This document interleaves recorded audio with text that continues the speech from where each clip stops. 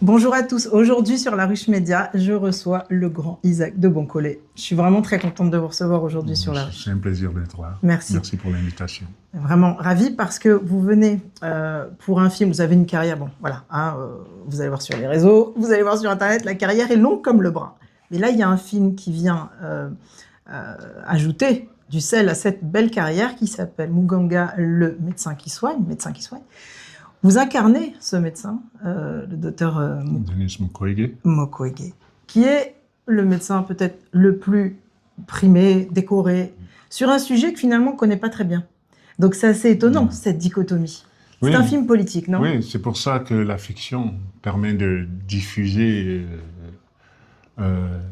son engagement, de démultiplier son engagement auprès de la masse. Oui, permet d'ouvrir les cœurs et de renseigner un peu plus peut-être que pourrait le faire un documentaire froid, parce que là, la scène d'ouverture, par exemple, on ne va pas la raconter, il faut que vous alliez au cinéma le voir dans quelques jours. Mais c'est incroyable, cette scène qui renvoie directement au visage du public quelque chose qui pourrait le saisir et qui finalement le retient. Et moi, je vais vous dire, je vais vous confier quelque chose, c'est que quand j'ai reçu le scénario, c'est cette scène-là qui m'a... Non seulement le scénario était très bien écrit, mais quand j'ai vu cette scène, cette première scène, là, dans le scénario, je me suis dit, cette personne qui a écrit ce scénario, excusez-moi le terme, mais elle en a. Elle en a. Il n'y a pas de cinéma de garçon et de cinéma de filles. Voilà, elle en a, et je me suis dit, non seulement elle en a, mais elle sait de quoi elle parle. Parce qu'elle connaît le continent. Parce que, voilà, justement. Et je ne savais pas qu'elle connaissait le continent. Je ne savais pas qu'elle était née sur le continent. J'imagine votre surprise. Oui, mais mais à la lecture, on ne peut pas se tromper. Je veux dire, c'est de la même manière que quand j'ai lu Chocolat de Claire Denis il y a une trentaine d'années, 35 ans, je me suis dit, cette personne qui écrit un tel scénario, je ne savais pas que, parce que Denis, ça peut être, tu vois, noir, parce que moi, en Côte d'Ivoire, je connais des gens qui s'appellent le noir. Alors, donc, je me suis dit, c'est quelqu'un d'africain, c'est pas possible. Et quand je l'ai vu, j'ai vu une femme blanche, j'ai dit, attends, c'est... Donc, j'ai été choqué. Et de la même manière, quand j'ai lu le scénario de Muganga, j'ai dit, la personne qui l'a écrite, elle sait, elle doit être du continent. C'est pas possible. Parce qu'entre les lignes, entre cette scène-là et le reste qui découle, j'ai dit, il est impossible qu'on puisse mettre ça en écrit si on ne connaît pas profondément ce qui Voilà, profondément. C'est pas une enquête, c'est pas un travail de journaliste documentarisé. Et c'est une fiction. Oui. Alors, pour moi, c'était comme si, pour couronner 40 ans de carrière, je dis toujours que je suis né en Côte d'Ivoire. Oui. C'est la France qui m'a donné des ailes pour conquérir le monde. Et je suis parti dans cette conquête et revenir en France après 40 ans avec un tel bijou. C'est fou. C'est pour ça que je parlais de votre carrière tout à l'heure. Je dis, on ne peut pas demander mieux. Voilà, là c'est assez extraordinaire parce que le film a mis 10 ans à être fait. Depuis quand êtes-vous sur le projet? Moi, ça fait 4 ans. 4 ans. En gros. D'accord. Donc, les 6 premières années, vous n'en entendiez pas parler? Non, je n'ai même jamais entendu parler de ce film, moi. C'est une bataille de production, essayer de convaincre les uns et les autres, parce qu'un film comme ça dérange. Et encore jusqu'à aujourd'hui, on se dit, bon, pourquoi est-ce que c'est si compliqué au niveau des distributeurs, au niveau des médias, de parler de ce sujet, qui est un sujet, bon, le viol comme arme de guerre. Parce que le docteur lui-même, il dérange. Voilà. Son combat dérange. Exactement. Et on préférerait peut-être qu'il la mette en sourdine, mais ce film va permettre un haut-parleur. Et vous y participez grandement à ça pour que justement ça devienne un sujet politique à part entière. Oui, mais j'espère qu'au-delà de... Parce que je dis toujours, le politique, des fois le politique, il ne veut pas faire avancer les choses pour des raisons d'intérêt. Ça, je ne rentrerai pas là-dedans. Mais quelquefois, il ne peut pas les faire avancer parce que tout simplement, il ne veut pas. Oui, une affaire de volonté. Tu vois, de volonté. Donc, et l'artiste, c'est là, il peut, là où le politique ne peut pas faire avancer les choses, lui, il peut faire le continuum, prendre le relais. C'est comme si on vous passait un bâton de relais et il faut le prendre parce que si vous ne le prenez pas, le relais, il va tomber. Oui. Et la personne qui vous l'attend, des fois, elle ne vous l'attend pas de bon gré. Oui. Oui, bien sûr, parce qu'il faut, par pragmatisme, par calcul. Par calcul. Et donc, on arrive à un point, des fois, où quand l'artiste, il prend le relais, quand ce relais-là, il fait que, si tu veux, la course, elle se démultiplie, eh bien, le politique, il revient. Il peut revenir pour maintenant faire son travail. Parce qu'il sera convaincu. On l'a vu, je veux dire, avec...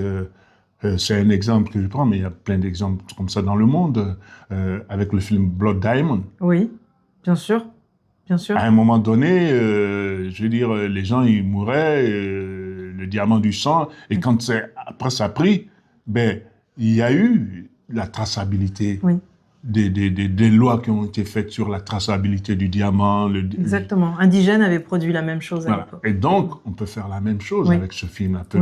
Qu'il y ait une sorte de...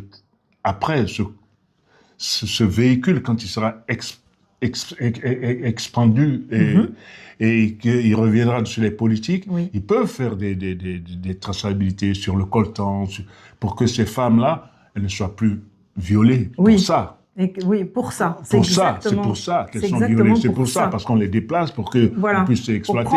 Pour que leurs enfants, quand ils vont dans les mines, ils aient au moins un décent salaire pour pouvoir amener de la nourriture dans la maison, pour que les filles puissent aller à l'école. Et, oui, on ne dit pas qu'il faut arrêter de l'exploitation, mais il faut dans la dignité. Oui, exactement, faire les choses sans crime et armes de guerre. Et armes de guerre. Et donc tout le monde peut en profiter, mais j'espère que ce film poussera à ça. Je pense que l'accueil, bon, je ne veux pas présumer, mais déjà, vous avez un bel accueil.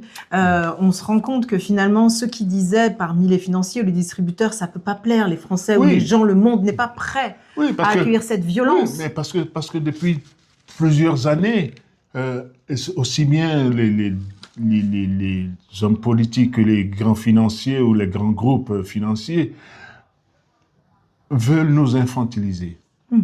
Veulent nous enlever tout ce qui est de notre humanité, notre mémoire, et confier ça à des machines, notre album, confier ça à des iCloud.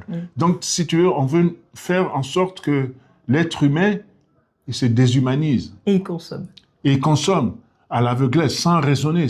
Je veux dire, combien aujourd'hui tu demandes ton propre numéro de téléphone à ta sœur, elle ne le sait pas. Oui.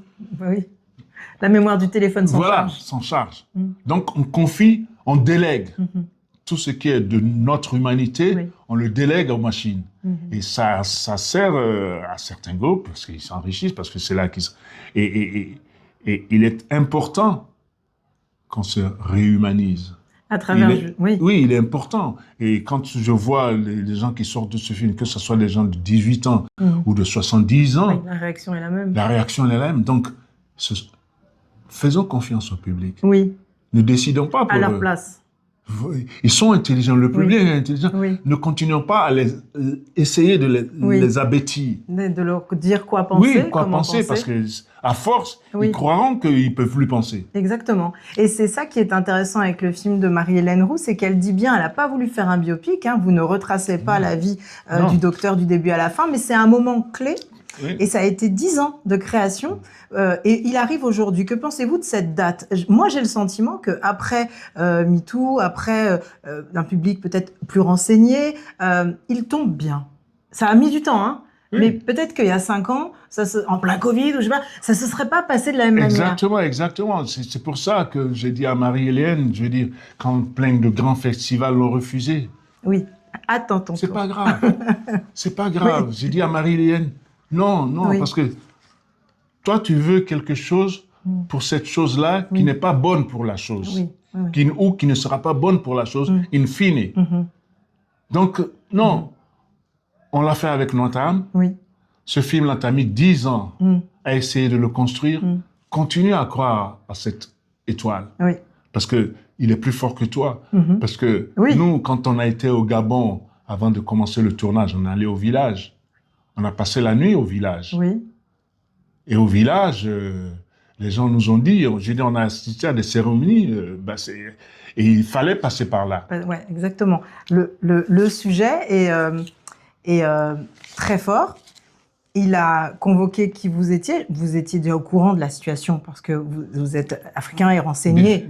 Mais j'étais... Mais vous avez été saisi quand même par la possibilité que ça puisse exister et amener ça au grand public. Ah oui, non, j'étais jamais... Enfin, j'avais entendu parler qu'il y aurait la possibilité de faire un film sur la vie du docteur Mukwege. Oui. Mais je pensais Hollywood. Oui, c'est ça. Voilà. Bon, je pensais qu'il allait chercher comme Hôtel Rwanda, un Américain pour faire ça. Bon, et c'est vrai que j'ai suivi le docteur Mukwege parce qu'il a eu le prix Nobel, parce que son combat est à sa gloire. Oui, digne. Et digne. Mais c'est resté là pour moi. Après, je me suis occupé de mes propres choses. Oui, voilà. Et quand j'ai reçu ce scénario, je me suis dit, c'est pas un hasard. C'est pas un hasard. Oui. Donc, j'ai dit à Marie-Hélène, on y va. On ira. Il y aura des difficultés. Oui. Mais on ira. Oui, voilà. Il ne faut pas t'attendre que ça soit... accueilli comme ça. Oui, non. Et comme un blockbuster. Voilà. Il n'y a pas de hasard. Ce film, il tombe au bon moment. Oui, j'ai l'impression. Il est tombé dans de bonnes mains. Oui. À Angoulême. C'est fou ce qui s'est passé après Angoulême. Ah oui, il est tombé dans les mains d'un bon distributeur qui n'a pas un grand nom, mais qui a cru, qui croit en ce film. Oui. Et c'est ça la force des choses, des changements. Oui. Le changement, il vient pas d'un coup. Non, et puis il vient pas parce qu'on est dans la richesse. Je veux dire, les mecs qui ont fait, comment il s'appelle, Microsoft, tout ça. Ils étaient dans un garage. Ils étaient dans un garage quand ils ont fait leurs idées, les grands trucs. Mais bien sûr, c'est dans un garage qu'ils l'ont fait. Exactement. Donc, il ne faut pas s'attendre que si tu veux, les grands changements viennent avec les grands... Non. Ça vient avec les gens qui ont la foi. C'est la foi qui fait les changements. Tracer son sillon. Tracer son sillon. Et il y aura des difficultés, mais prêt à les affronter, à persévérer. Et c'est que comme ça. Oui, parce que Marie-Hélène Rousse ne s'est jamais trahie, elle n'a jamais cédé à la facilité. Et avec sa productrice, ça a été dur. Et elle a un bon casting. Vous avez avec Vincent Macken un duo exceptionnel. Tout le casting. Incroyable. Manon Brèche, Déborah, Babetida. Exactement. Nadège, Zada Stella, Yves Marina, qui joue mon épouse, enfin, Cody Kim, tout. Oui. C'est incroyable. C'est même pas... Elle a choisi pas des acteurs, elle a choisi des personnages. Oui, complètement. On voit bien. Il se fait que ce sont des acteurs. Oui. Mais elle a choisi les personnages qui correspondraient à ce qu'elle a écrit. Et il y a un investissement complet de la part de vous tous. Donc il y a une foi dans ce truc qui fait que, quels que soient les obstacles, il trouvera son chemin. Le chemin, il est dans les salles de cinéma. Donc, il faut absolument aller le voir parce que c'est un film politique, c'est un film d'époque moderne qui parle d'un sujet. Qui parle d'un sujet qui nous intéresse et vous en sortirez enrichi, vous en sortirez fort, vous en sortirez réhumanisé. Exactement. Et c'est un film qui aussi permettra, si Dieu le veut, et grâce à vous, permettra qu'il y ait de véritables changements au Kivu, il y ait de véritables changements sur tous les lieux de conflit, que ce soit en Afrique, que ce soit en Palestine, que ce soit en Ukraine, que ce soit au Sud-Soudan, partout, c'est vous qui pouvez faire avancer les choses. C'est très important ce que vous dites parce que je suis journaliste et on a une responsabilité, nous, en tant que journalistes, pour l'information et ne pas la confondre avec la communication. Et on parle souvent des mêmes conflits. On entend très peu parler des conflits au Yémen, en Afrique, l'Afrique comme si c'était un pays. Et ce film vient apporter cette lumière. Donc c'est important ce que vous dites, ne pas hiérarchiser les conflits et se tenir au courant. Merci. Merci à vous. Merci beaucoup, vraiment. Merci. Allez voir ce film, c'est presque un ordre. À très bientôt. Parce que c'est un film majeur. Oui, vraiment, vraiment. Il ponctuera l'année 2025. Merci Isaac. Merci à très bientôt. Merci.